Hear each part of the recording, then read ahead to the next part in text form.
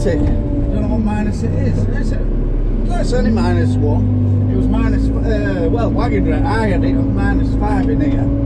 A wagon driver who picked some pigs up. He had a thing in his wagon. He said it was -7. So yeah, very, very cold. We had one water tank fill up to bugger about with yesterday to get it to, well, he didn't even bother getting it thawed out. We took some water to him. But yeah, anybody with a lot of stock outside, outdoor pig lads and lasses, they'll be suffering. Got this pickup hitch on this Manitou compared to JCB. It's just bad to see. You know what you've got this hook what goes under there, what hooks it up and clamps in there, but the mirror is always mucky and it's always sort of looking at wrong spot. And now JCB's got a little light down here so you can see really plain as day if light's not very good. But we do paint a lot of our straw trailer hooks yellow, so it's a little bit easier to see. See, it's bad to see now. Can you see? I can't even see the drawbar yet.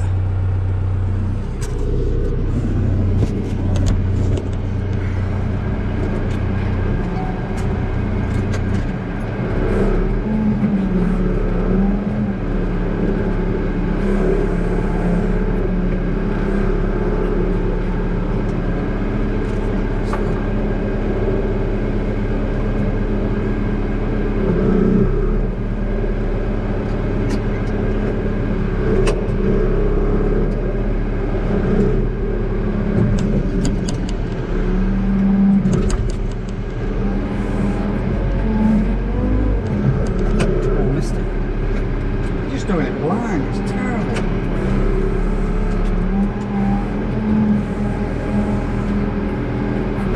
Oh, excuse me.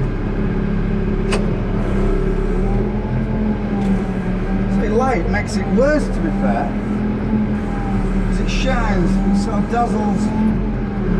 Fucking thing.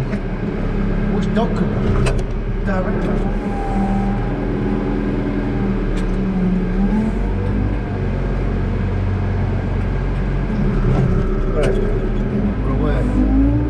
These are some top bales from Andy. Well, look at them all. Just keep bringing them. And they've just, well, some of them are absolute rubbish. That was putting in, but they make muck. And, but others are quite good. They could have gone on his wagon, but you know, it's not practical for a good straw dealer to take, well, to pick and choose and to take crap to his customers as well.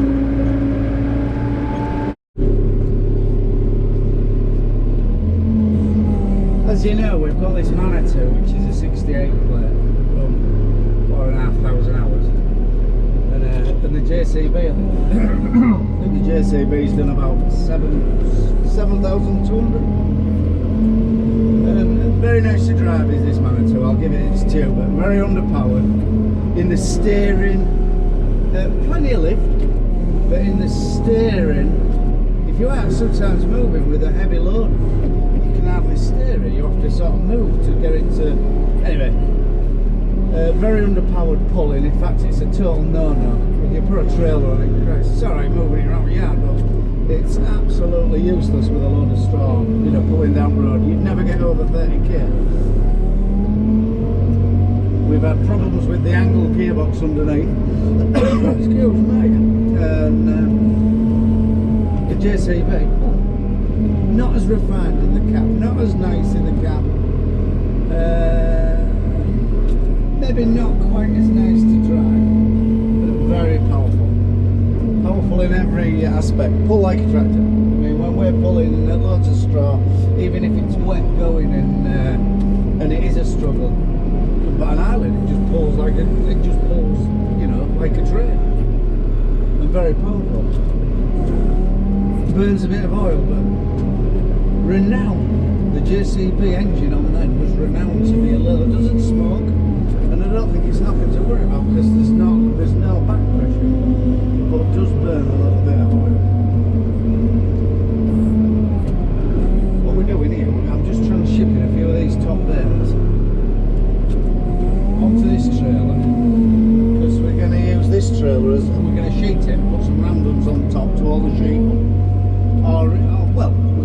it and maybe and strap it, you know, put some straps on or whatever anyway, and use it as a windbreak because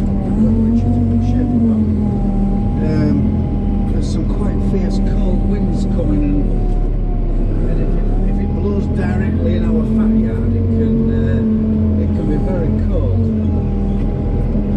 But just to make the cattle a little bit comfortable. And then the rest are going in the pigs this morning because we've been told that the pig company's coming on Wednesday, Thursday next week to clear us out.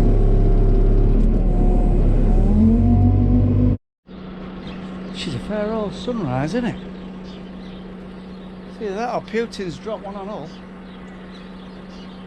Maybe it won't be a bad thing. No, I shouldn't say that though, should I? Little cattle are doing fantastic on Fodderby. Every time loader fires up or goes by, if they ain't got none, they're running up and down fence, bloody eager for it. So yeah, they're doing fantastic to be fair. But yeah, it's nice that, isn't it? Job creation today. I've just been sort of breaking rubble up on one thing or another, and to be fair, I have been quite rough on the thing, and it doesn't help when the quick hitch is for 65mm pins and the bucket's got 60mm pins on, and we've broke this pin, but I can't get one med, and I'm halfway through another. I want to get started on another job on a bit of stream a neighbour wants to do, so we're gonna bodge it and hope for the best. But what we're doing, Dyking's not as savage of what I've been doing, so it's this pin here. And what we've done, our ollie, he's gone round and V'd it with grinder. We've made sure it's right length, and I'm just gonna fill it in with weld and build it up, and then sort of, well, really it ought to go through a lathe, but what we'll do, I'll just grind it and have the verniers, so we get the you know what I'm saying anyway. So yeah, that's the procedure.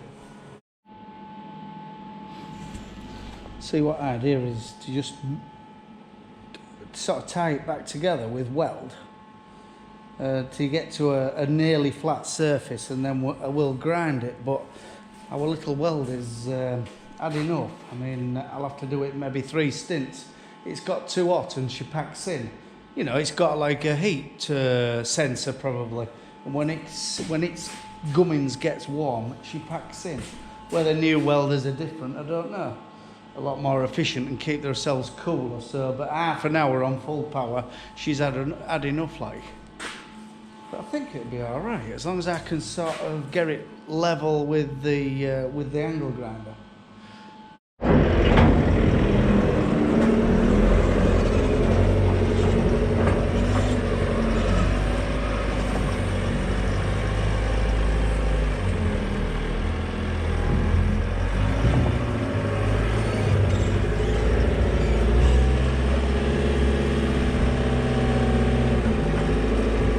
Hell, there's a lot. Are you taking all that? Not quite as much as that. We're just giving our little cattle some feed outside for a weekend. That'll do. And we've got quite a lot left. £32 a tonne. Hey? It'd be all right. £32 a tonne over the cleaner. So anybody interested, give us a shout. We've got a lovely little Cavernland plough if anybody's interested. 4 furrow, nearly all new metal, very, very tight. An LB85 vary width, hell of a little plough. Ring POA. Oh, lovely Vicon spreader as well. Yeah, that is a peach. 2014. Hadn't seen much fertiliser, to be honest, if anybody's interested.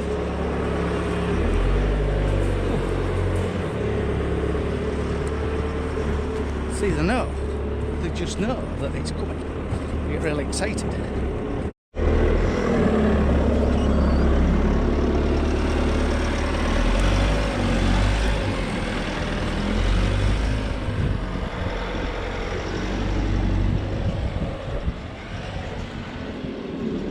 Will beef be as dear next year when these this crew's ready for the abattoir. She's a beauty though, but hopefully I'm having a calf or two off her. Well, she's off to a bull. Yeah, bullocks. Yeah, you can see they're heavy bone. You know, like this fella up front, in the middle. You know, I'm hoping he's 300. Next year on now, he's 340 to 50 kilo on hook. Little heifer, plain little bullock. Little heifer. Yeah, put it all in, it's weekend. Little bullock here. His little screw one up left. Just gonna go about it a bit different, a bit more grass in the ration. I don't want this barley. We just sort of a big worry about getting them too thick. Right, that'll do them for the weekend.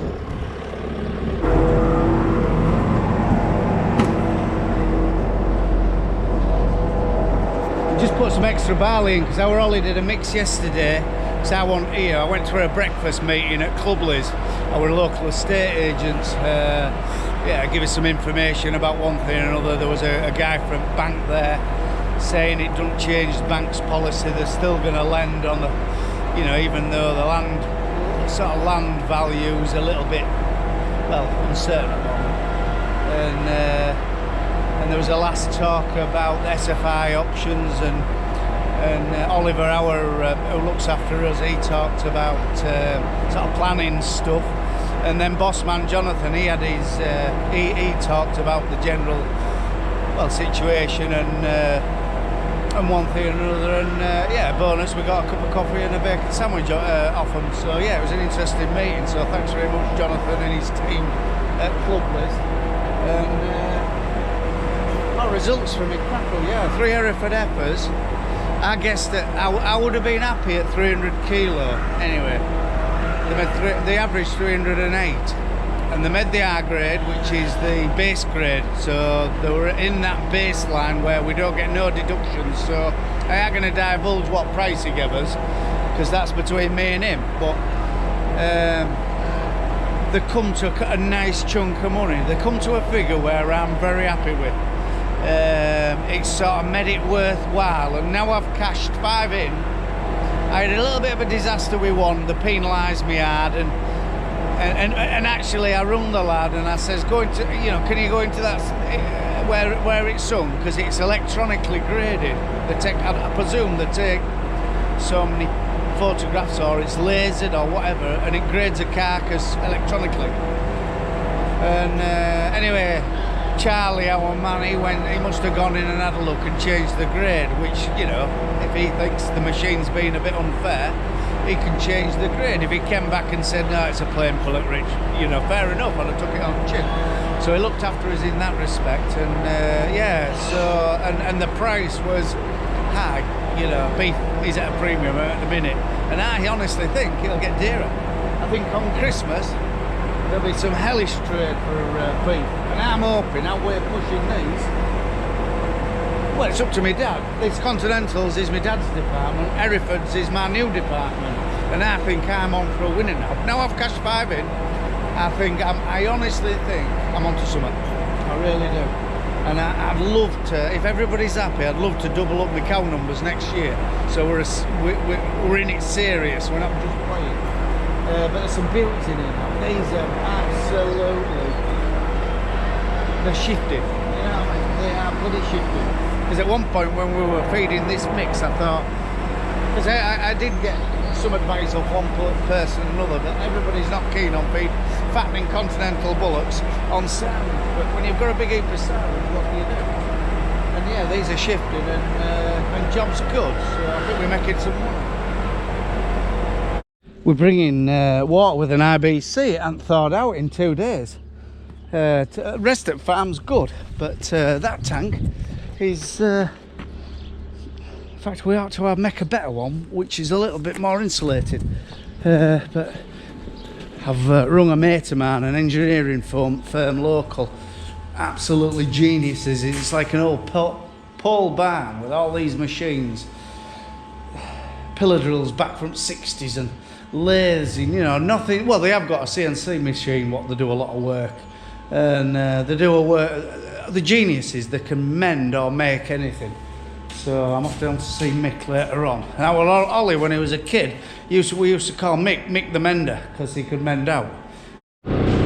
So far, so good. We filled it with weld, and I've raced down to see Mick. He's laid there. I should have shown you, really. Sorry, I've sort of shown you out the story. And anyway, it's gone back snug in there. He's just carrying a bolt to wad it in, and then we're going to shift and go. Not the best of days. Diggers bust a pin, bust a pipe. We've been buggering about with that. Ollie's been buggering about with his shed, welding some brackets and putting that post in. Got these yards ready. We've got a very poorly cow. A cow, and she's got a calf at foot. She's one of the 3 what came, and I knew she'd gone backwards, but Christ, she has gone backwards. Anyway, we've decided to give them a lot more food now. They're getting fodder beat in the. There's no grass left whatsoever. What's there will be crap quality anyway. The pickings they're getting. So we're going to take. They've been getting silage sort of every other day, but they're going to get ad lib, as much silage as they want now. We're going to bring a couple of real poor ones in and give them and treat them to some real nice food. One is coming in through his solitary confinement for a while, and well, I think it's going to be a different day tomorrow, isn't it? Storm somebody coming, so different to today because it's just been still and very, very cold today. So right, let's have something real nice for tea. What do you class as a good tea? My good tea is like pork chop, mashed potatoes, peas, carrots, that type of thing with some real nice gravy. Crap tea's like lasagna. So let's hope it in lasagna, and let's hope my wife don't watch this. So right, from a rough hard farm in East Yorkshire, bye for now.